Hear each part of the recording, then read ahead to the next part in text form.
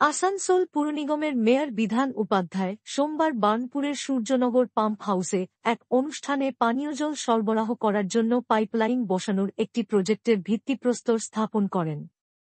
প্রথমে নারকেল ফাটিয়ে ও পরে ফলক উন্মোচন করা হয়। এই অনুষ্ঠানে ডেপুটি মেয়র ওয়াসিমুল হক, বড় চেয়ারম্যান সহ অন্য কাউন্সিলররা উপস্থিত ছিলেন। জানা গেছে, এই প্রজেক্টটি অমৃত প্রকল্পের তৃতীয় ফেজের।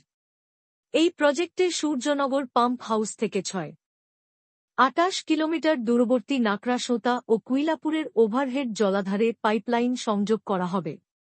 এই সংযোগের কাজ শেষ হলে কুইলাপুর, সূর্যনগর, পুরুষোত্তমপুর, সালডাঙ্গা, দামোদর লাইন পাড়া, দামোদর সিউড়ি পাড়া এলাকার 15,000-এর বেশি লোকেরা জল পাবেন।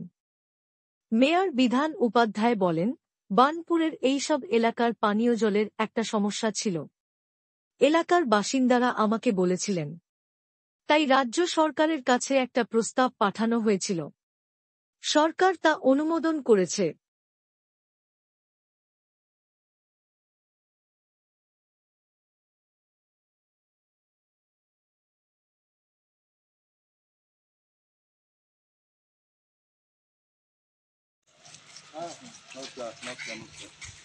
আমরা উদ্বোধন করে করে যাচ্ছি। সিগাউলার হবে, তারপরে পাম্প হাউস হবে, ওখানে পাম্প মোটর ইনস্টল হবে। চলে যাবে না?